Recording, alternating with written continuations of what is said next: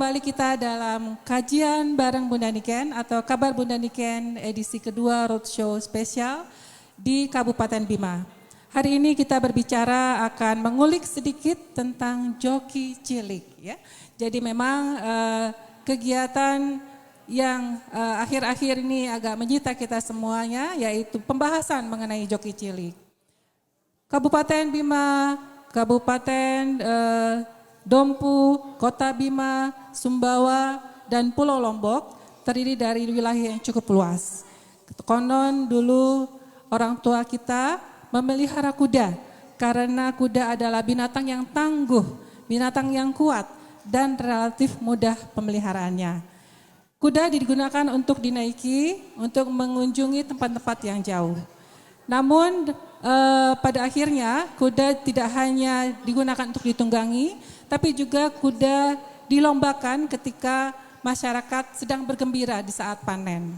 Nah, perlombaan pacuan kuda ini terus berkembang menjadi sebuah atraksi yang disukai oleh masyarakat. Dan saat ini kita juga sering melihat bahwa pacuan kuda menjadi atraksi yang menghibur masyarakat sekaligus juga menjadi atraksi budaya yang menarik perhatian para turis. Dan hari ini kita membicarakan tentang sebuah fenomena yaitu adanya penggunaan para joki yang ternyata masih berusia anak-anak. Mungkin kita berbicara mengajak bertanya dulu ya kepada Ibu Ketua Tim Penggerak PKK Kabupaten Bima yang juga Ketua Lembaga Pelindungan Anak Kabupaten Bima, Ibu Bunda kita Ibu Rostiati Dahlan. Menurut Ibu sebenarnya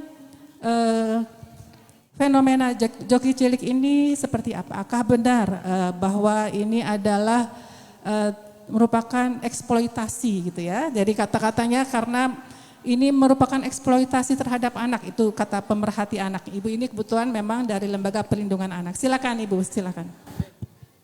Bismillahirrahmanirrahim. Assalamualaikum warahmatullahi wabarakatuh. Terima kasih kepada Bunda Niken yang memberikan kesempatan kepada saya pada hari ini, pada sore hari ini, sore yang berbahagia dengan kehadiran PKK Provinsi Nusa Tenggara Barat, kemudian Bapak Camat seluruh Kabupaten Bima, kemudian Ibu Ketua Tim Penggerak PKK Kecamatan dan Desa dan seluruh undangan pada siang hari ini. Alhamdulillah tadi dikatakan oleh Bunda bahwa pacuan kuda yang ada di Kabupaten Bima ini masih dirasakan ada sesuatu yang mengganjal di kami sebagai orang tua ataupun sebagai ibu, karena kami memiliki anak merasa was-was dengan usia sekolah, kemudian dengan adanya kecelakaan joki cilik, sehingga kami mengangkat joki cilik ini di acara kajian Bunda Niken pada sore hari ini. Nah, kemudian Ibu dan Bapak, ada 3 hal yang ingin saya dapatkan dengan acara ini, Bu Ketua. Yang pertama adalah adanya regulasi dari pemerintah Kabupaten Bima. Kemudian yang kedua, bagaimana syarat daripada anak yang wajib belajar 12 tahun sehingga kalau ataupun jika terjadi kecelakaan maka anak ini tidak sekolah, ataupun di musim pacuan kuda anak ini tidak mendapatkan pelajaran ataupun sekolah yang wajar.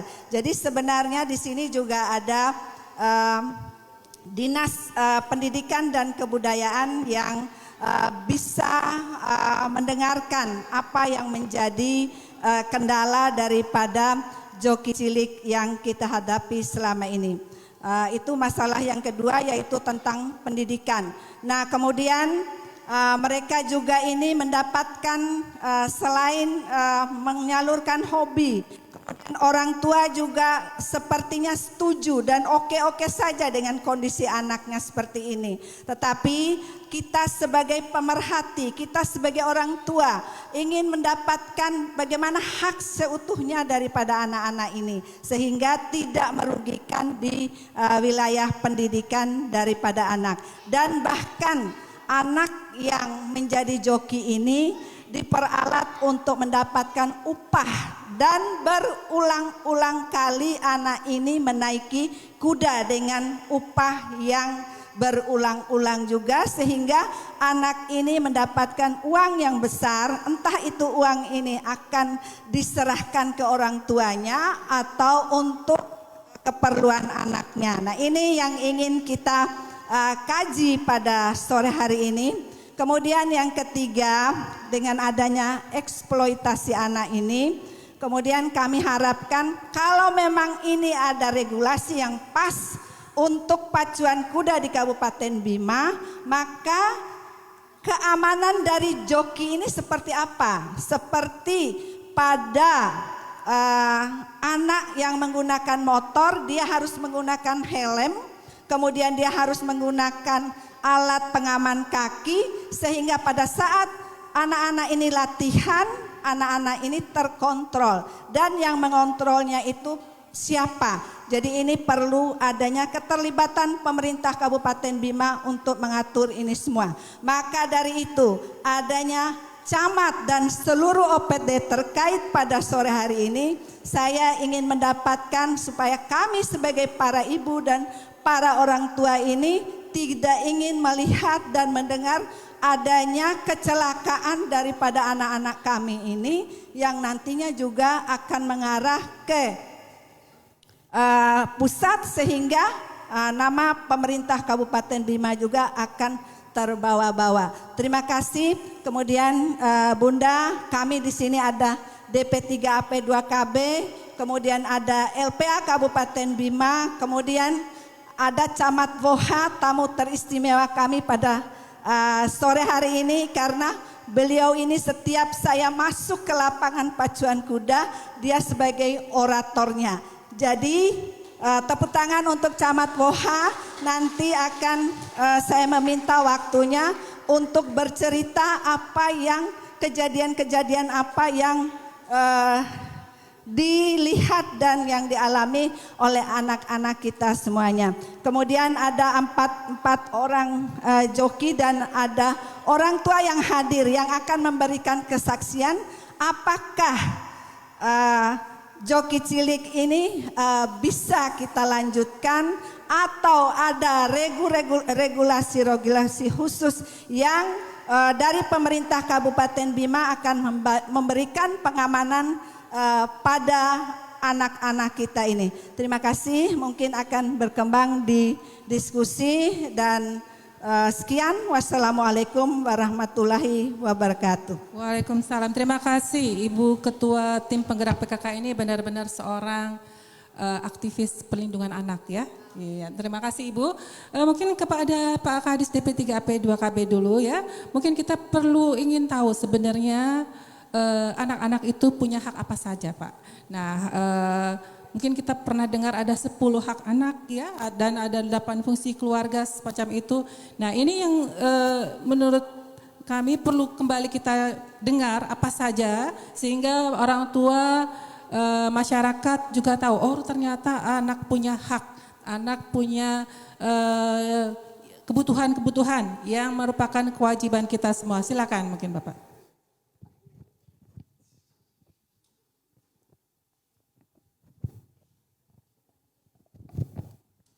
Terima kasih. Assalamualaikum warahmatullahi wabarakatuh. Yang saya hormati Bapak Ibu Gubernur, Ibu Ketua PKK Kabupaten Bima dan seluruh Pak Camat dan seluruh OPD yang lain dan seluruh tim penggerak PKK terutama tingkat desa ya.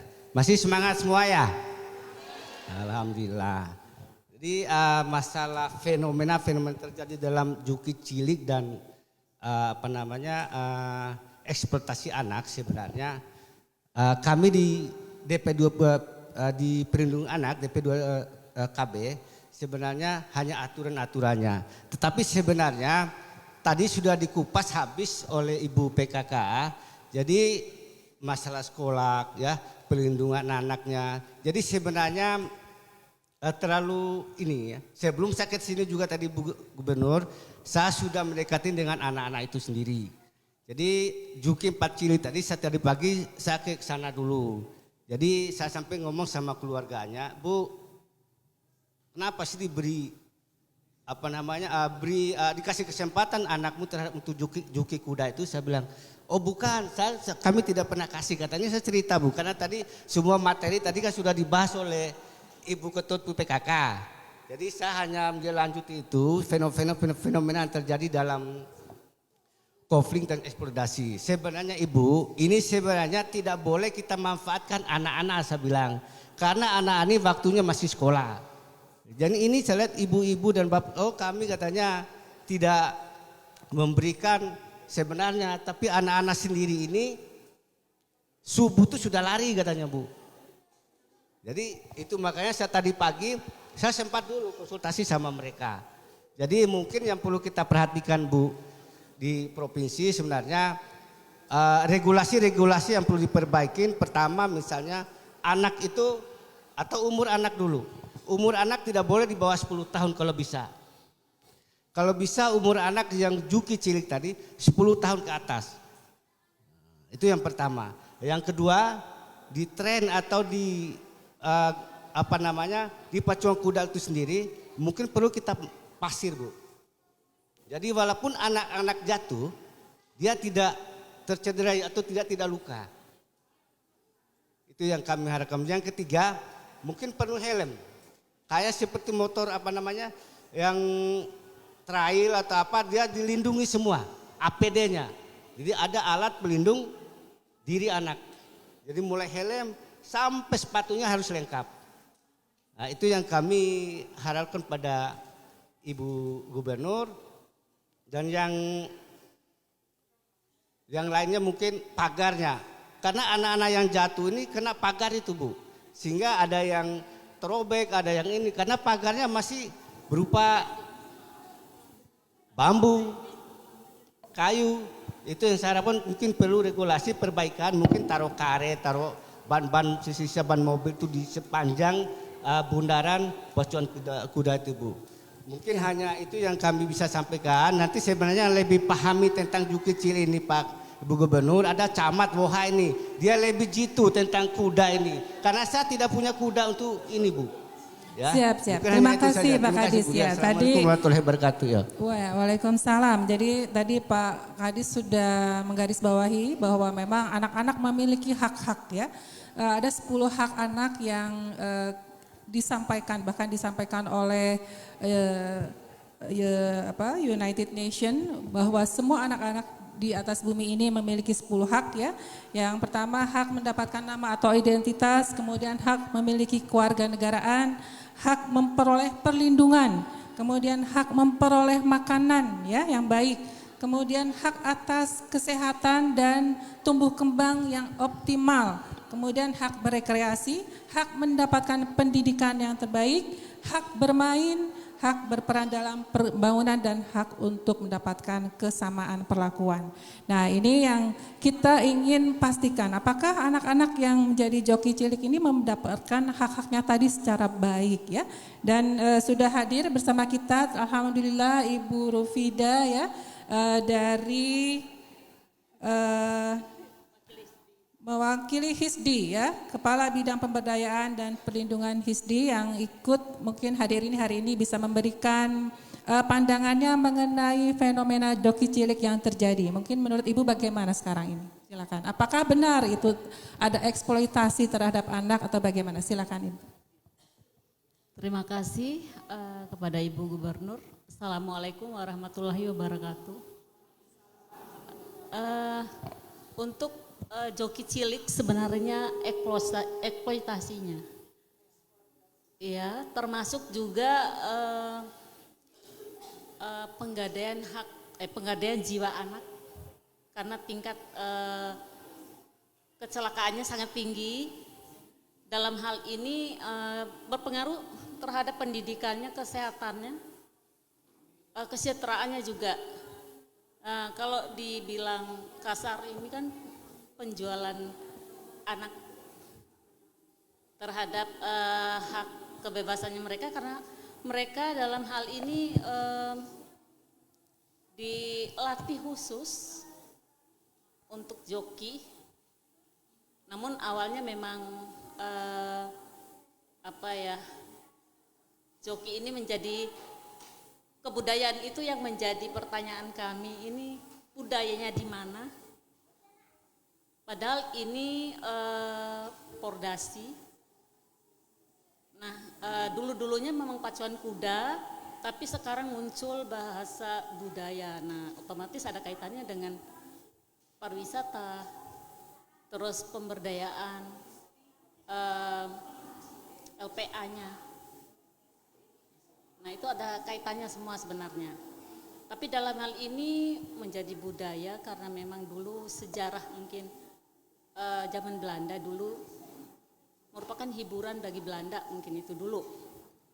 Tapi akhir-akhir ini menjadi budaya padahal kebiasaan, sehingga anak-anak jadi dieksploitasi untuk itu, untuk pacuan. Dan umur mereka ini sebenarnya yang dijadikan joki itu dari umur 3 sampai 5.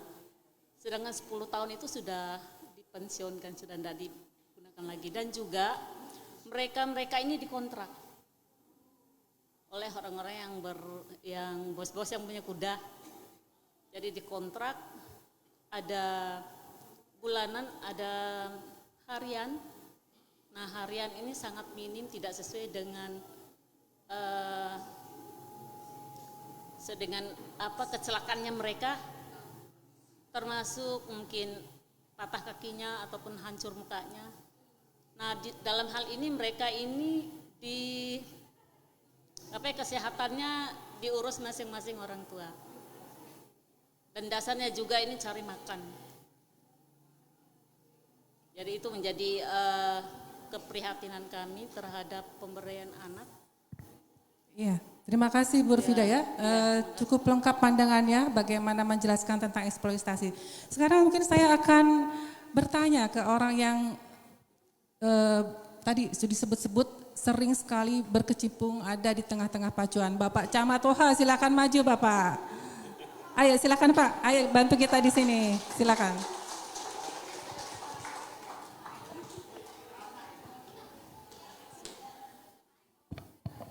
Berdiri sama saya di sini Pak ya. Iya, ini saya mau wawancara Pak. Iya.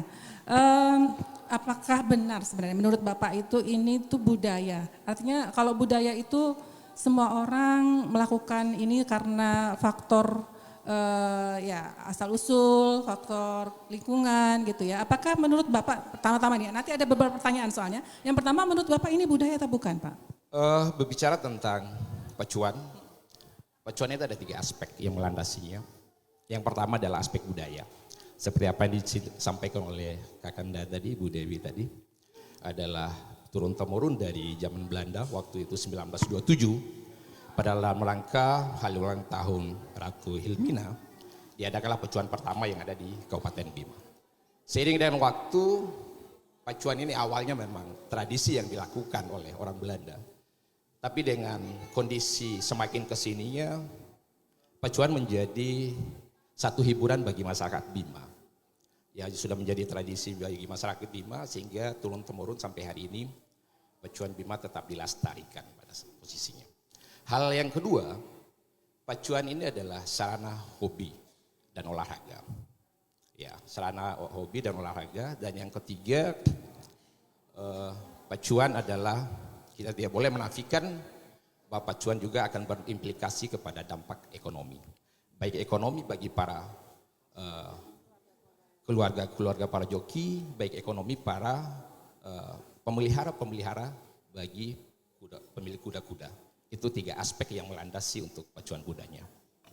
Ya, sepertinya tidak ada yang salah ya dengan 3 aspek tadi. Yang menjadi persoalan adalah ketika anak-anak di bawah umur terlibat. Nah ini mungkin perlu kita telisik apakah memang mereka sejak zaman Belanda itu mereka sudah ikut pacuan kuda atau mungkin baru akhir-akhir ini. Nah ini sebenarnya saya ingin juga dapat informasi ya. waktu zaman Belanda dulu yang berpacu itu bapak-bapaknya atau anak-anaknya juga sudah dari zaman Belanda itu? Kalau melirik dari beberapa pengalaman saya, sebenarnya joki cilik ini mulai berada itu di sekitar tahun 40-an ke atas. Berarti sampai tahun Tahun sudah 40-an ke atas itu udah Iya. mulai regenerasi jokinya gitu. Memang awal-awalnya joki-joki pada saat itu usia remaja sampai usia dewasa. Pada awal-awal mulai terbangunnya pacuan kuda yang ada di Pulau Sumbawa bahkan NTB ini. Memang awal-awalnya memang seperti, tapi regenerasi berikutnya ke sini semakin berkembang karena pada prinsipnya joki-joki ini sebenarnya terlahir dari yang pertama anak dari para pemilik kuda itu sendiri, yang kedua terlahir dari anak-anak para pemelihara kuda gitu. Ya inilah sehingga kedepannya semakin berinovasi gitu kan, menyalurkan bakat dan hobi mereka gitu. Misalnya ketika mereka ikut bapaknya mandiin kuda di laut misalnya atau di sungai dan sebagainya, biasanya anak-anak di usia 4-5 tahun itu dia mulai meminta diri gitu kan. Meminta diri untuk mencoba gitu kan. Mencoba naik di punggung kuda, dan itu pengalaman saya sendiri juga.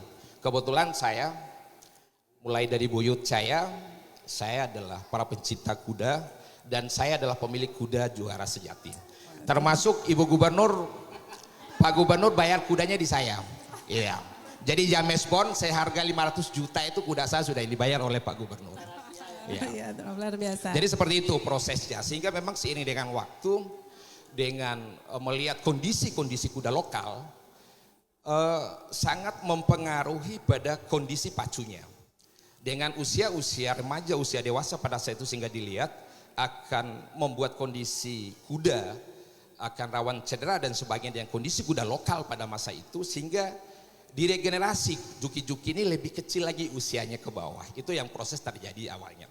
Tapi memang kita mengamati dengan proses perkembangan hari ini antara proses kawin silang kuda tolbred dengan kuda lokal, semakin membuat kuda ini akan semakin besar dan tinggi. Memang perlu direvisi lagi gitu, direnovasi lagi memang usia-usia joki yang bisa menaiki kuda untuk pada kelas-kelas tertentu. Karena beberapa pacuan ini kan ada 15 sampai 16 kelas yang dilombakan tiap event gitu. Mungkin seperti itu, Bu. Ya. Jadi tadi ada beberapa hal ya. Jadi satu, bahwa ini sebenarnya secara asal muasalnya tidak melibatkan anak-anak, namun dengan perkembangan yang terjadi anak-anak jadi terlibat ya. Nah itu kemudian yang kedua, sebenarnya juga sudah ada upaya untuk memperbesar kudanya sehingga tidak perlu anak-anak lagi yang akan mendukung. Ya, terima kasih dulu, nanti saya sambung lagi ya pertanyaannya Pak Camat. Siap, terima kasih. Terima kasih Pak Camat. Bagus. Hadir bersama kita juga hari ini secara online di Zoom kita Bapak Ian Mangandar ya, seorang pengacara yang sangat memperhatikan masalah joki cilik yang ada di NTB ini ya. Apa kabar Mas Ian Mangandar? Bisa mungkin buka Zoom-nya? Iya. Assalamualaikum Mas Ian, apa kabar?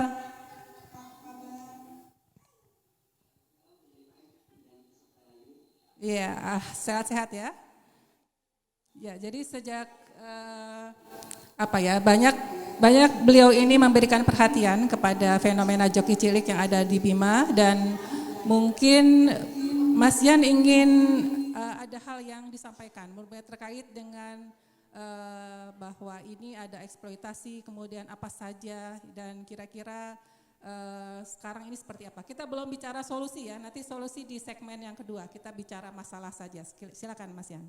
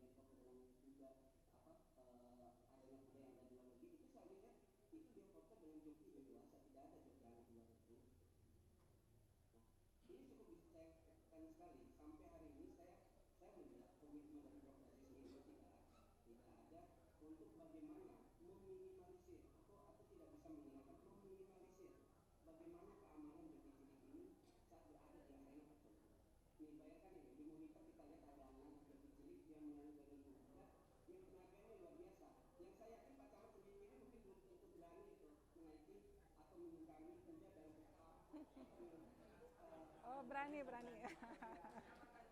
Oh ya.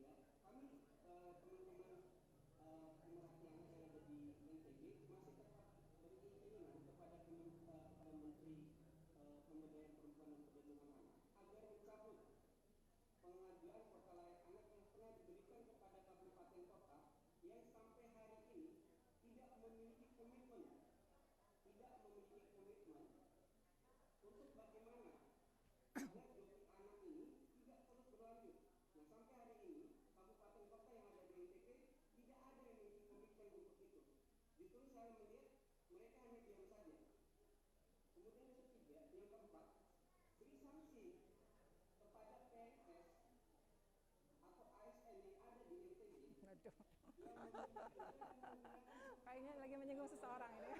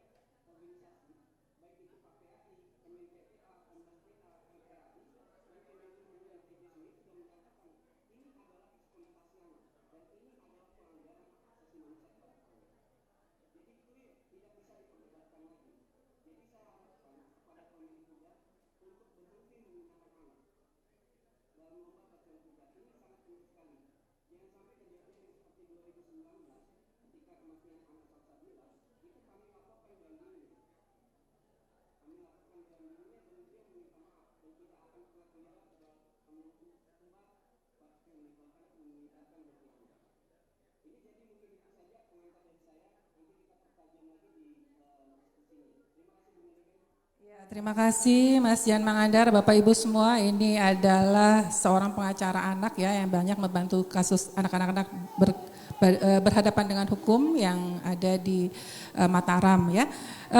Mungkin sabar mendengar Mas Jan kalau bicara memang seperti itu ya. Selanjutnya mungkin kita ingin selingan sedikit ya dengan menonton sebuah video. Mudah-mudahan sudah siap videonya. Kita akan simak tayangan sedikit mengenai joki cilik. Silakan.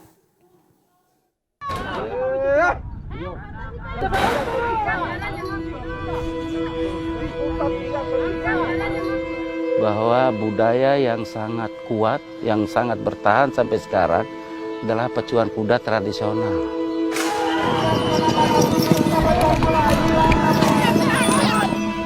Yang mudah untuk dapat uang, bikin cukit anaknya itu, jalan keluarnya cari makan itu aja, nggak ada apa-apa untuk jalan keluarnya.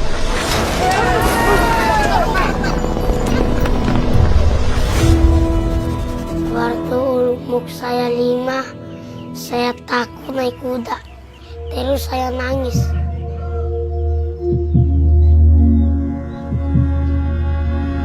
Pengen dia sekolah yang benar gitu, biar bisa jadi sarjana, apa maunya gitu.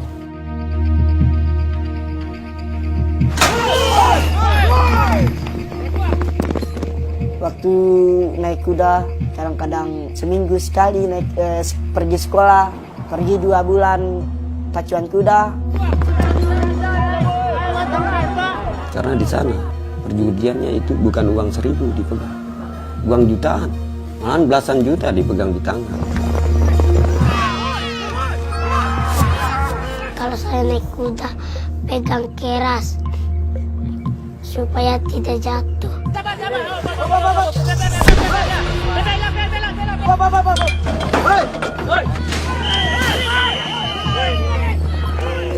Kalau jatuh itu menurut saya besar sekali. Saya melihat sendiri setiap pacuan saya datang pasti ada yang jatuh.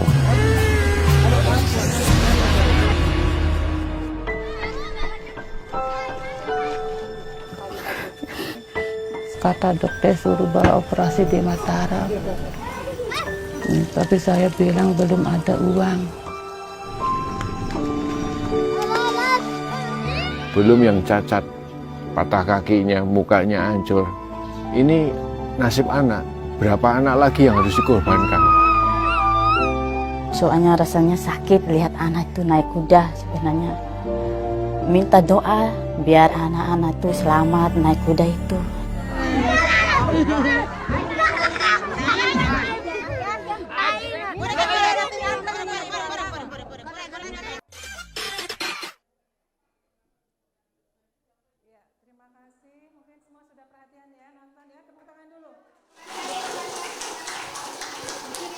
Nah, izinkan saya mendekati anak-anak yang sudah hadir bersama kita ya.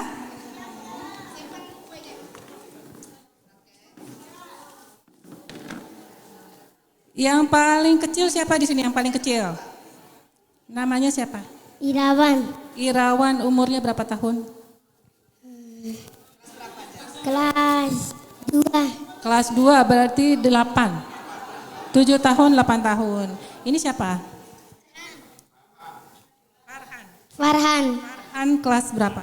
Kelas 2. Kelas 2. Ini siapa namanya? Afan. Afan kelas berapa? 5. Kelas 5. Ini siapa namanya? Fikran. Fikran. Ya. Kelas 5. Kelas 5. 2 anak kelas 5, 2 anak kelas 2 SD. Oke, saya boleh tahu tadi siapa namanya ini? Farhan. Oke, Farhan mulai naik kuda sejak kapan? Kelas berapa? Kelas 2.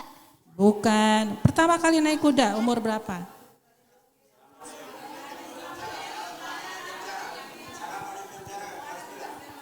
Bahasa Nente bicara, mulai kelas berapa?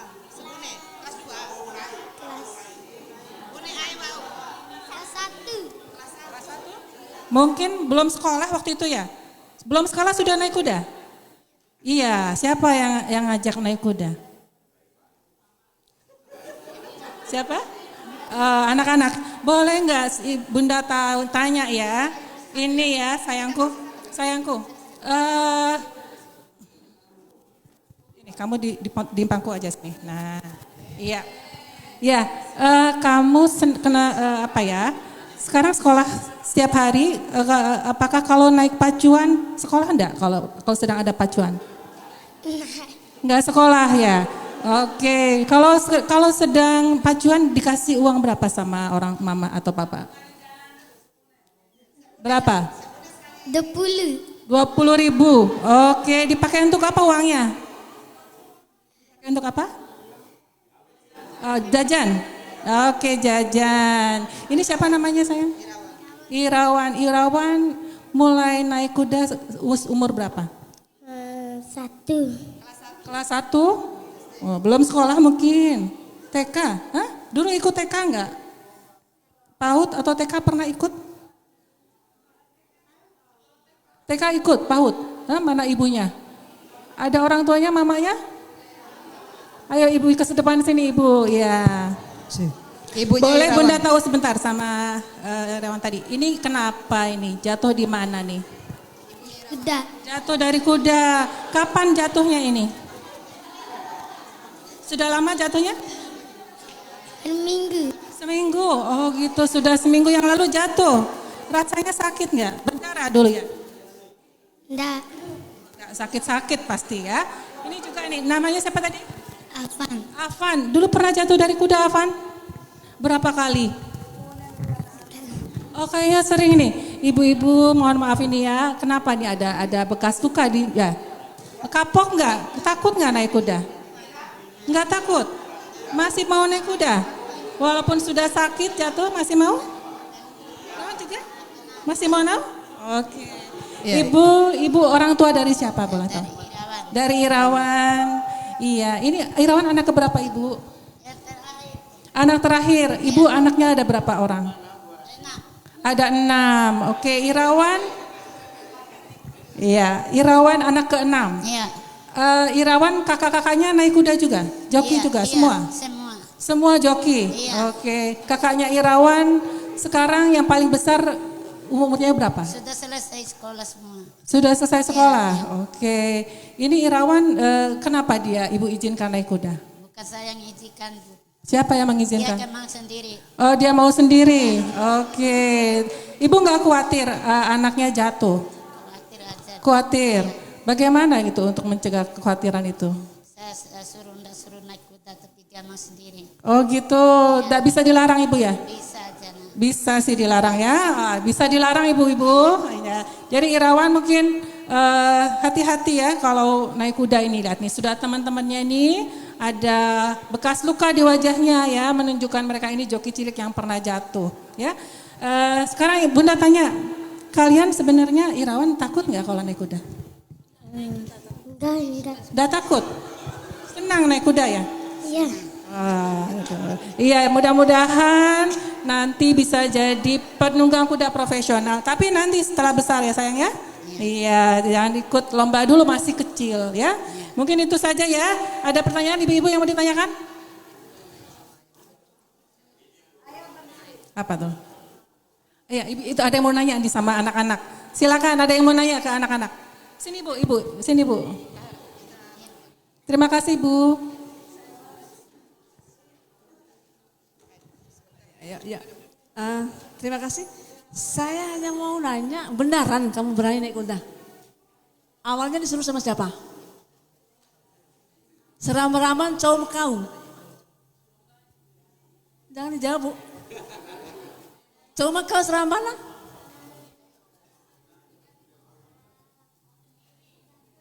Bapak jawabnya, bapaknya yang nyuruh. Ya. Oh iya, ya. Jadi di sini ya ada beberapa hal. Kemudian misalnya Bunda tanya ke kamu, kalau misalnya kalian dilarang naik kuda, dilarang pacuan, menurut enggak kalian? Tergantung ya, tergantung situasi ya. Kalau Bunda Niken nggak ada ya kita mungkin naik keluar, ya gitu ya. Jangan ya. Semoga semuanya bisa sekolah yang baik. Ya, nanti meraih cita-cita yang baik. Naik kuda adalah hobi dan nanti ketika situasinya aman baru boleh naik. Karena kemarin kalau naik kuda pakai helm nggak? Pakai helm? Pernah pakai helm kalau naik kuda? Pernah. Terus kalau pakai helm ada luka nggak? Ini waktu luka terjadi nggak pakai ya? Pakai helm masih luka juga? Hah? Enggak kan? Iya. Kalau pakai pengaman insya Allah nggak luka ya. Mungkin terima kasih dulu ya. Kita kembali lagi. Terima kasih anak-anakku.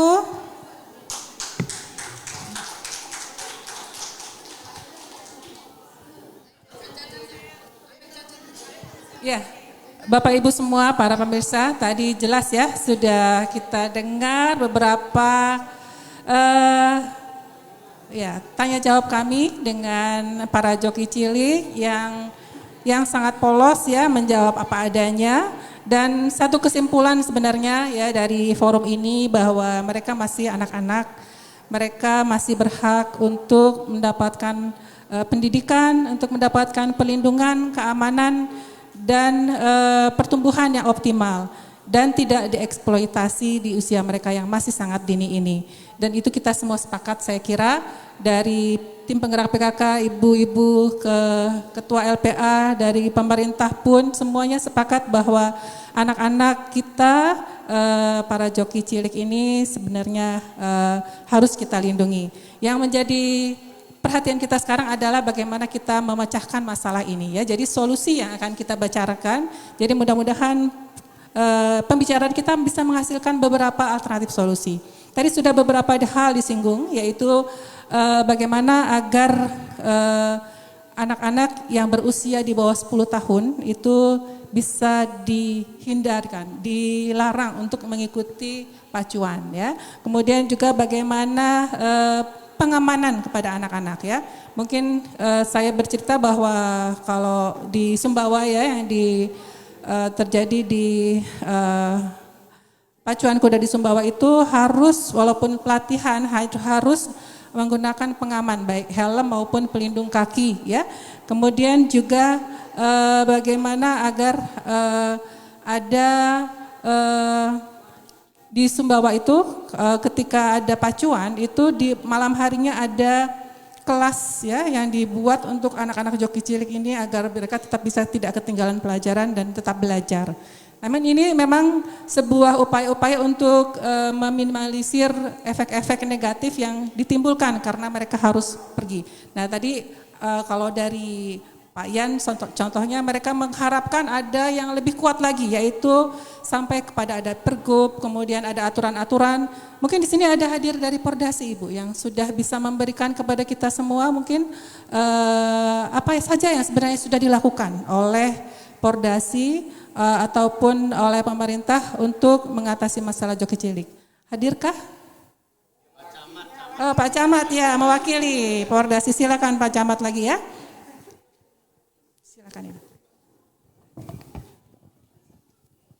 Jadi tadi ada harapan-harapan untuk adanya sebuah regulasi yang lebih jelas, yang lebih memihak kepada anak, melindungi anak mengenai masalah joki eksploitasi terhadap anak-anak ini. Jadi saya yakin sebenarnya sudah dilakukan banyak hal yang mungkin tidak terinformasikan dan ini yang harus kita semua tahu bahwa sudah banyak saya yakin yang dilakukan oleh pemerintah maupun Pordasi dalam mengantisipasi atau merespon masalah joki cilik. Silakan.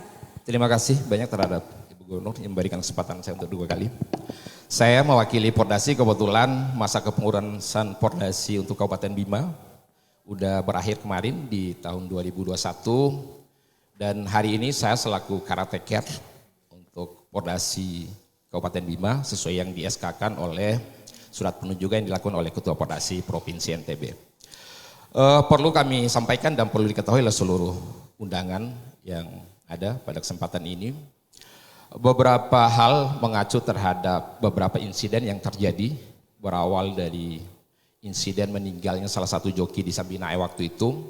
Terus yang kemarin waktu latihan, waktu event resmi di Sambinae. Terus di momen kedua pada saat latihan di Panda, Pacuan Panda. Jadi mengacu terhadap beberapa persoalan di awal pertama meninggalnya joki yang berasal dari Desa Roka itu kemarin kami langsung melakukan evaluasi, melakukan rapat bagaimana langkah-langkah Pordasi sesuai dengan beberapa masukan yang dilakukan oleh lembaga LPA maupun lembaga-lembaga yang peduli terhadap hak-hak anak. Sehingga kami tidak mengabaikan, kami langsung meresponnya dengan baik sehingga beberapa hal walaupun belum tertuang secara tertulis dalam Rakerda. Jadi hal-hal yang pernah kami lakukan yaitu membahas tentang safety daripada joki itu sendiri. Itu yang pertama, bagaimana joki itu bisa menggunakan pelindung dada, pelindung kepala termasuk pelindung kaki. Itu yang pertama yang kami udah lakukan pembahasan. Yang kedua, mengenai hak pendidikan, kami juga waktu itu masih Pak Wakil Bupati selaku Ketua Pordasi Provinsi, kami juga membahas bersama-sama, termasuk pendidikan menjadi hal yang utama yang menjadi perhatian kami. Bahkan ke depan kami ingin pada saat jam-jam sekolah itu kami menghadirkan para guru hadir di pacuan kuda untuk agar anak-anak joki cilik ini tetap mendapatkan hak pendidikan. Itu yang kedua. Terus hal lain mengenai kesehatan, kebetulan ada undang-undang dari Kemenaker, dari yang terbaru, memang setiap olahraga yang melibatkan baik usia dini ataupun yang lagar segera mengasuransikan bagi siapapun yang terlibat dalam aspek olahraga, baik usia dini maupun usia dewasa.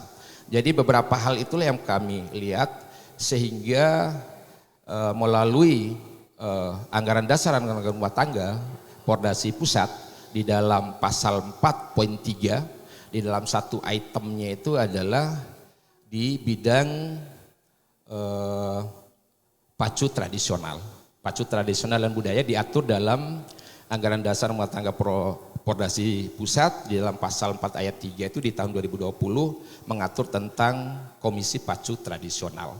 Oleh sebab itu hasil Rakernas kemarin rencana kami ke depan ini akan dibawa ke Rakerda beberapa item-item sesuai dengan kesepakatan antara Ketua Pordasi Pusat dengan KPAI yang baru-baru kemarin pasca meninggal itu ada MOU bersama, beberapa masukan-masukan dari KPAI, insya Allah kami akan tindak lanjuti melalui Pordasi Kabupaten, Kota maupun Provinsi. Itulah langkah-langkah memang yang kami lakukan, tidak mengabaikan tentang hak-hak anak, tentang apa yang menjadi asumsi eksploitasi anak dan sebagainya. Kami terus berbenah diri seperti apa yang saya ceritakan di awal tadi, bahwa memang dari beberapa kelas ini memang kami ingin melakukan spesifikasi. Jadi yang perlu dipahami, beberapa kelas itu contoh kelas TK. Kelas TK itu usia gigi 0, kuda itu usianya baru sampai 2 tahun. Ya. Jadi tidak memungkinkan gigi 0, usia kuda baru 2 tahun tingginya 110. Jadi hanya di pundak di gumbanya itu tingginya itu 110 sampai 112 tingginya di pundak. Ketika kami melihat bahwa kuda ini tidak memungkinkan, akan kami naikkan ke usia remaja untuk jokinya. Dengan usia mudanya kuda gitu kan. Makanya ke depan semakin misalnya mulai dari kelas C dewasa ke atas, kelas C, kelas D, kelas E, kelas F ke atas itu sampai kelas G itu kami akan memberlakukan ke depan ini usia-usia remaja. Jadi ada spesifikasi kelas kuda gitu. Termasuk untuk kuda-kuda lokal, untuk kelas A, PHA, Tunas A, OA gitu. Ya maupun TK. Ini kelas-kelas kuda memang kelas kuda-kuda lokal yang memang kami tetap menggunakan usia 7 tahun sampai 12 tahun, 13 tahun. Jadi setelah itu kami akan kelas-kelas yang di atasnya kami berlakukan usia-usia remaja sampai usia dewasa, memang dalam rangka sesuai dengan amanat di dalam anggaran dasar rumah tangga bahwa komisi tradisional ini juga akan dibawa ke olahraga PON, Pekan Olahraga Nasional. Sehingga memang akan yang diperkirakan akan melahirkan para atlet atau joki-joki yang akan mampu membanggakan wilayah NTB nanti ke depan. Itu mungkin yang bisa sampaikan pada kesempatan ini. Terima kasih banyak Ibu. Ya, terima kasih banyak Pak Perwakilan Pordasi ya. Silakan Pak Camat Wah. Jadi tadi sudah sedikit disinggung bahwa memang Pordasi dalam hal ini Pordasi NTB maupun Pordasi Kabupaten Bima tidak tinggal diam dan merespon semua kejadian, semua tanggapan dan yang ada dengan berusaha membuat aturan-aturan ya, karena memang disitulah di mana kita bisa melakukan perbaikan dalam kegiatan pacuan kuda ini. Jadi bukan pacuannya yang dilarang, tapi anak-anaknya yang kita lindungi ya. Mungkin dari sementara kita cukupkan dari para narasumber, kita akan memberi kesempatan kepada para penanya ya yang hadir di sini untuk bisa memberikan pertanyaan, dan juga mungkin ada yang ingin bertanya dari Zoom maupun dari Facebook yang online. Saya berikan kesempatan untuk ketiga pertanyaan pertama ya. Satu, Bapak yang di sebelah kiri memakai topi, Pak Camat ya. Kemudian Ibu Raudah Kabid Perlindungan Anak ya. Itu bertiga dulu, nanti kita akan berikan kesempatan pada yang lain. Izin Bu, ada bantuan buat adik-adik ini. Sebaiknya Ibu memberikan dulu bantuan. Nanti aja. Oh, nanti. Ya, oke ya. Kita pertanyaan dulu, kita belum selesai acaranya. Silakan. Tolong mic-nya diberikan kepada Bapak yang duduk dekat kamera. Silakan.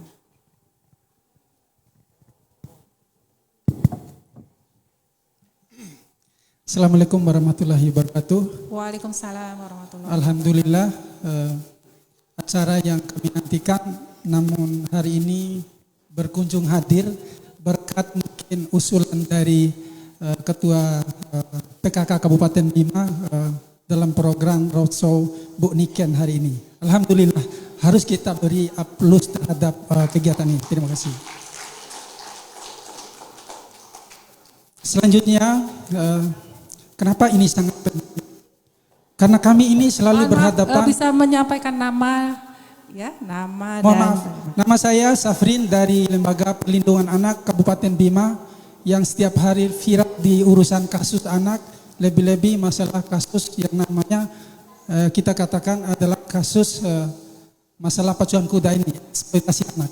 Ini konsen kami luar biasa dari hari ke hari. Kasus ini karena belum bisa kita temukan solusi dari dulu sampai sekarang, termasuk terkait masalah regulasi. Konsen kami tentang regulasi. Mungkin karena ini tidak bisa dihentikan, sudah dikatakan budaya bagi sebagian orang, tapi sebagian orang mengatakan ini bukan budaya. Ini bukan budaya, tapi sebagian orang mengatakan budaya. Budaya itu karena hobi. Ya bagi yang tidak hobi bukan budaya, ini adalah membunuh karakter, membunuh terhadap generasi penerus bangsa. Karena rata-rata anak-anak itu tidak berpendidikan lebih lanjut. Paling tamat SD, selanjutnya menjadi pemelihara kuda orang. Karena 99, sekian persen anak sebagai joki cilik ini tidak ada anak pejabat. Artinya bukan olahraga yang sangat penting, tapi ini karena hanya faktor ekonomi. Selanjutnya ketika anak-anak ini musibah, tidak pernah ada jaminan kesehatan selama yang kami dampingi. Karena BPJS tidak pernah bisa menanggung hal ini. Kami juga sudah pernah pertemuan dengan perwakilan BPJS dan lain-lain. Tidak pernah ada.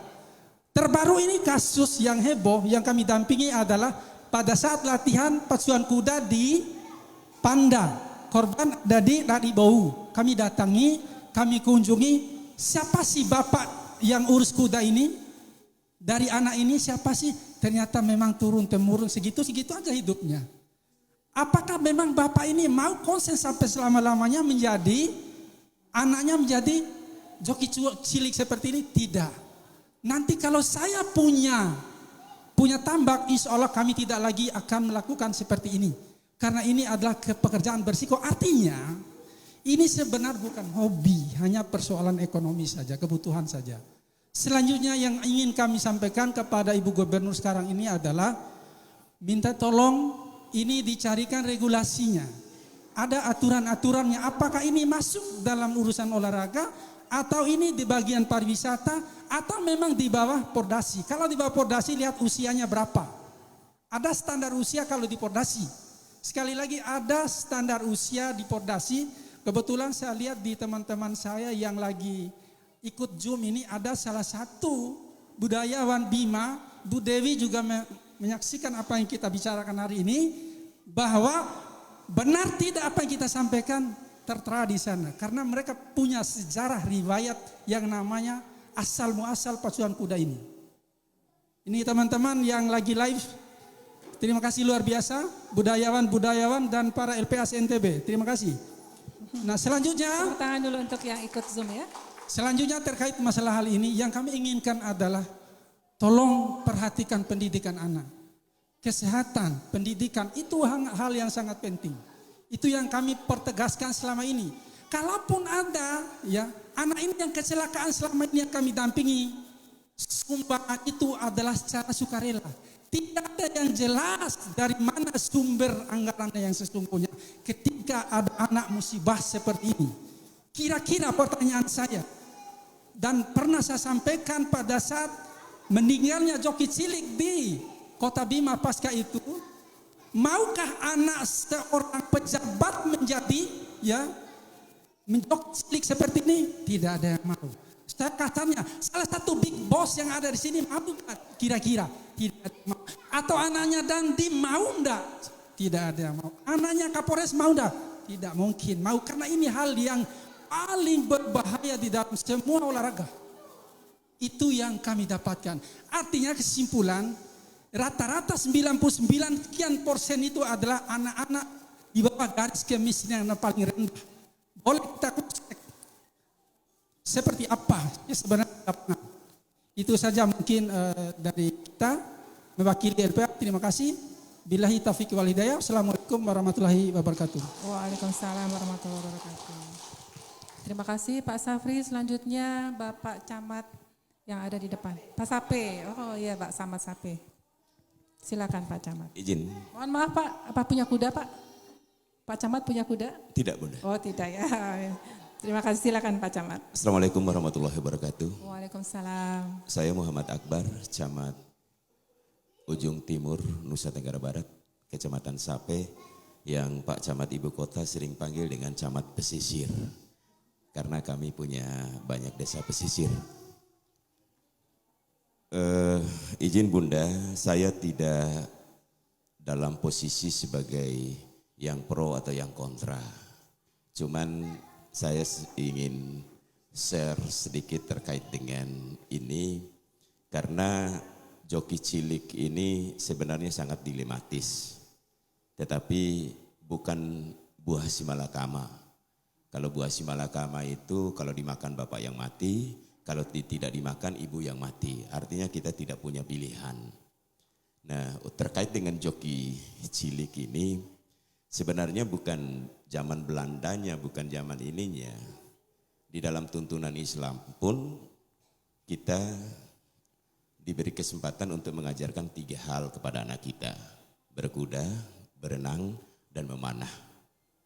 Kemudian sesungguhnya bersenda gurau, kemudian bermain-main itu hanya sebagai sebuah permainan kecuali 4 hal.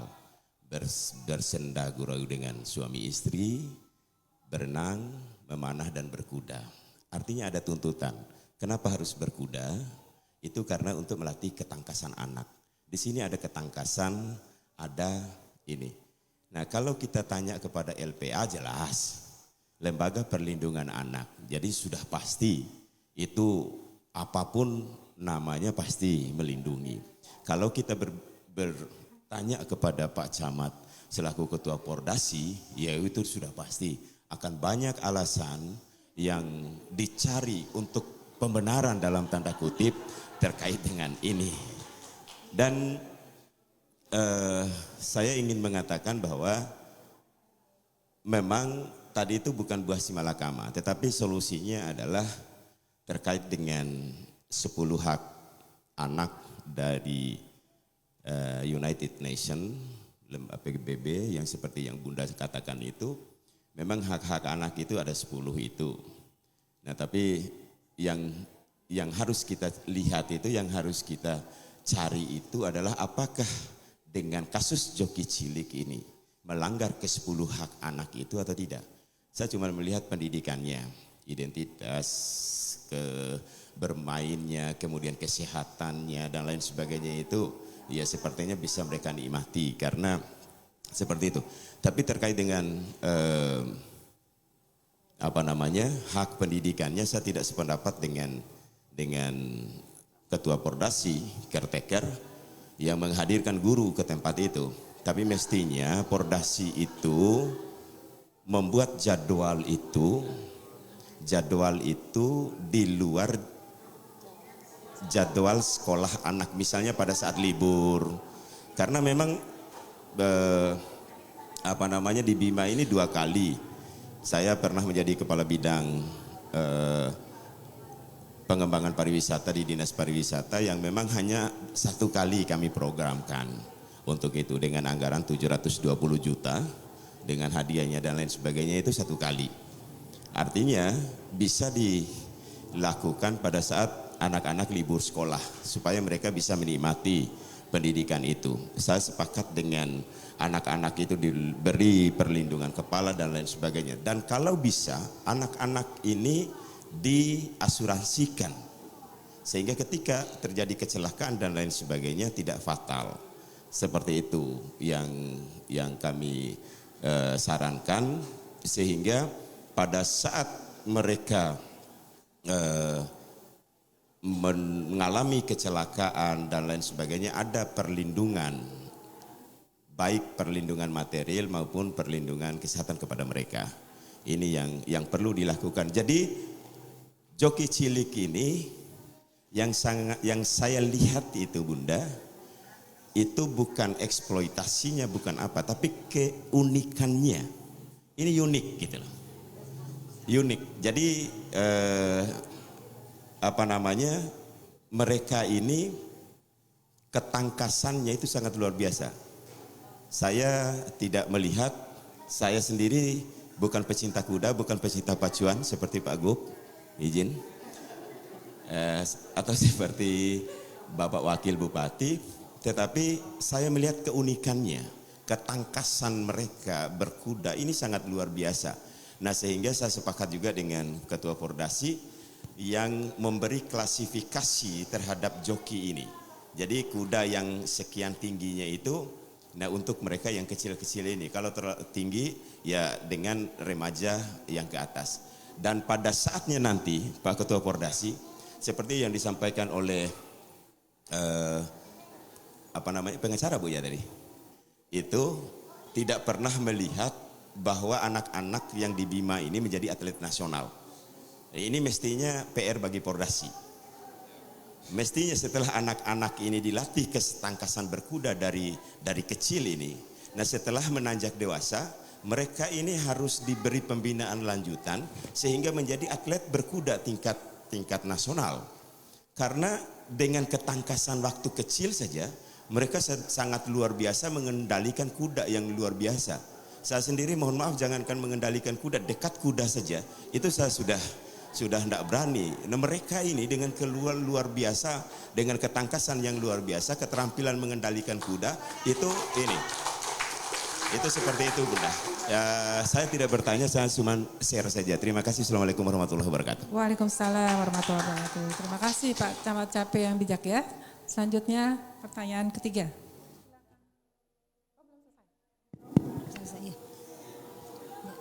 Mohon izin,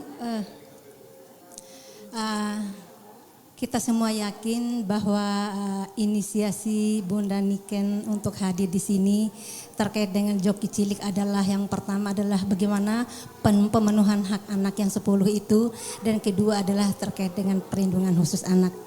Nah, ringkasan ini yang perlu kami sampaikan, yang pertama adalah bahwa meskipun kita akan menggodok regulasi, tetapi mungkin tidak serta-merta kegiatan ini langsung di stop. Tetapi perlu kami sampaikan yang pertama, ketika nanti dibuat regulasi, sepertinya sama dengan harapan dan keinginan dari Bapak Ibu yang lain, hendaknya harus memuat tidak sekedar kategori umur anak, tetapi juga perlu diperhitungkan berat badan dan tinggi badan anak. Karena ada anak yang umurnya lebih kecil tetapi mempunyai tinggi badan berat badan yang berbeda. Kemudian yang kedua, harapan kami adalah benar-benar mampu menggunakan APD terstandar, alat pelindung diri terstandar, tidak sekedar helm-helman, tidak sekedar tetapi mungkin ada yang lebih terstandar untuk melindungi anak-anak dari kecelakaan. Kemudian yang ketiga, sama dengan harapan dari Pak Camat Tuha tadi selaku Ketua Pordasi, butuh asuransi terkait dengan spesial untuk joki. Kemudian yang kelima, jujur saja Bu, sekali lagi ini masih pro dan kontra. Belum serta-merta kita memutuskan regulasi bahwa ini adalah betul-betul adalah eksploitasi, walaupun itu tertuang di sana, udah termasuk dalam eksploitasi kalau tertera di dalam Undang-Undang Nomor 35 Tahun 2014 yang merupakan revisi dari Undang-Undang Nomor 23 Tahun 2022 tentang perlindungan anak. Tetapi tidak menutup kemungkinan dalam waktu yang sambil menunggu regulasi, harapan besar kami adalah hendaknya sarana, prasarana, terutama di lokasi itu dapat dia termasuk kategori sarana dan prasarana ramah anak.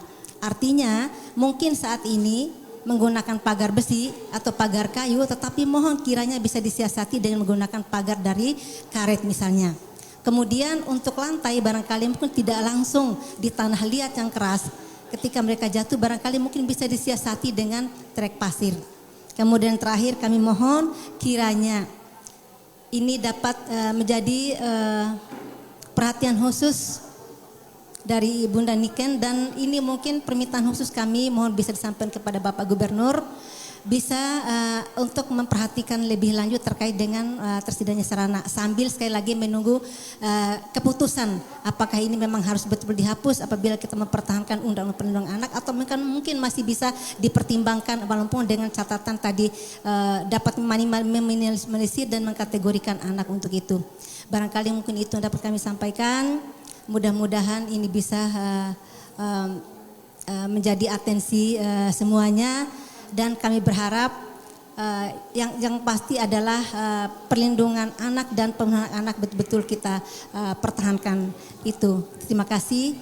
Wabillahi taufiq wal hidayah. Wassalamualaikum warahmatullahi wabarakatuh. Waalaikumsalam warahmatullahi wabarakatuh. Terima kasih Bu Ida. Semua yang hadir setuju ya. Bahkan Pak Camat Sapi pun setuju ya Pak, bahwa sebenarnya joki cilik itu sebenarnya merupakan eksploitasi anak gitu ya. Jadi mengenai asuransi juga, ini saya punya pengalaman, kebetulan saya juga pernah mengelola sekolah yang ada kudanya, yang anak-anak belajar berkuda. Kami berusaha mengasuransikan anak-anak gitu ya, tapi ternyata tidak ada satupun asuransi yang mau menanggung. Karena olahraga berkuda ini adalah olahraga yang berbahaya, resikonya paling tinggi. Jadi tidak ada asuransi yang mau menanggung resiko dari berkuda. Jadi mungkin harus kita cari atau kita paksa ya perusahaan asuransi untuk menyesuaikan, misalnya memang mau ada kita adakan memang karena resikonya sangat besar, sehingga resiko sangat besar ini juga menunjukkan betapa bahayanya jika hal ini justru menimpa anak-anak yang berada di bawah umur ya. Jadi mungkin saya juga menyampaikan bahwa di sini bahwa saya juga berbicara dengan Pak Gubernur. Pak Gubernur juga tidak setuju dengan adanya joki cilik. Namun menurut Pak Gubernur kita memerlukan edukasi kepada masyarakat secara luas bahwa ini memang bukan hal yang harus kita lestarikan, harus kita pelan-pelan kita pahami, kita eliminasi dengan pemahaman yang menyeluruh. Karena kesadaran ini hal ini jika kita lakukan sebuah regulasi tanpa adanya kesadaran, maka yang ada adalah pacuan yang dilakukan secara sembunyi-sembunyi. Mungkin pernah dengar ya, jadi ada pernah dilarang begini-begitu, kemudian mereka berpacu secara sembunyi-sembunyi di pantai atau di mana gitu ya. Itu dilakukan di luar forum yang resmi, dan ini dilakukan gitu oleh para pemilik kuda atau para pengasuh kuda gitu ya. Jadi memang perlu edukasi kepada masyarakat di samping kita memperbaiki regulasi yang ada. Insya Allah saya bersama Ibu Ketua Tim Penggerak PKK Bima bersama teman-teman dari LPA, teman-teman dari pemerhati anak semuanya, kita akan kawal, kita akan tunggu Pordasi dengan aturan-aturannya. Mohon segera dibuat Pak Ketua, Pak Caretaker Pordasi, mudah-mudahan kita bisa dapatkan ya sebuah aturan baru yang memang benar-benar mengakomodasi apa yang kita bicarakan hari ini. Kira-kira kapan Pak itu? Boleh tanya, kita tahu.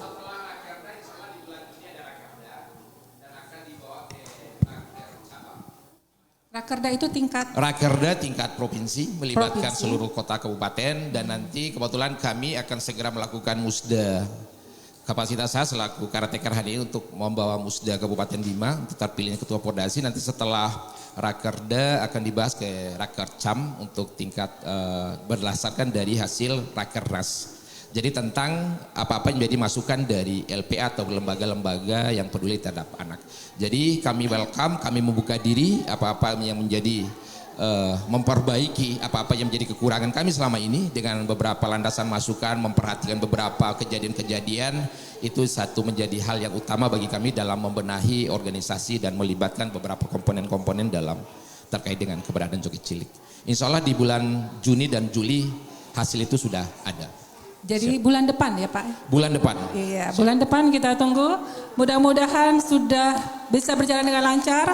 Apa yang semua kita sampaikan dalam pertemuan ini bisa dicatat dengan baik, dimasukkan dalam aturan dan benar-benar tidak ada lagi eksploitasi bagi anak-anak kita. Tidak perlu lagi ada anak-anak yang cedera, yang terambil haknya untuk mendapatkan pendidikan, yang terpaksa berkurang waktunya untuk bermain dan lain sebagainya.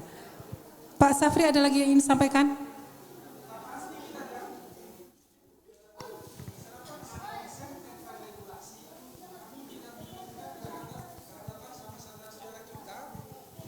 Yang nantinya ketika ada musibah, mau tidak mau suka tidak suka, pidananya ada.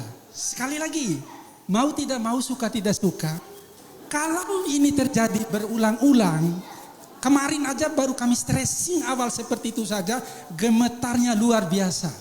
Eksploitasi anaknya luar biasa. Pidana, siapa yang dipidana? Siapa yang punya kuda? Siapa yang naikin anak? Termasuk bapaknya anak? Nah ini di Undang-Undang Perlindungan Anak, wassalam eksploitasinya. Ini yang kami jaga, maka dari itu sesegera mungkin yang namanya regulasi itu dibuat seindah mungkin agar tidak ada yang dirugikan, termasuk yang hobi, jangan sampai ada yang dirugikan. Kita bilang ini hobi ya, ini hancur karena hobi, jangan sampai hancur karena hobi. Nah tujuannya hobinya bagus, pidananya 15 tahun. Apa gunanya hobi yang seperti itu? Nah ini yang kita jaga. Oleh karena itu diharapkan sesegera mungkin regulasi itu untuk dicarikan. Terima kasih. Saya boleh tanya Pak Safri, kalau menurut teman-teman dari Pelindungan Anak sendiri, kalau kategori yang disebut anak menurut undang-undang kan berusia di bawah 18 tahun ya. Nah kira-kira usia berapa ini yang kira-kira ya pantas lah untuk bisa ikut lomba pacuan kuda. Kalau tunggu 18 tahun berarti memang harus dewasa semua gitu. Kalau versi kami dari Perlindungan Anak tidak ada tawar-menawar.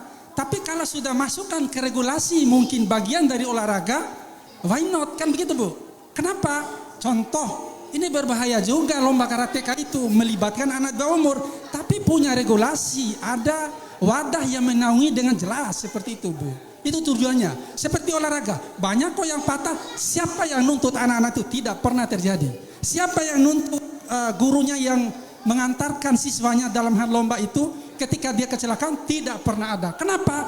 Karena ada aturan, ada regulasi yang mengatur.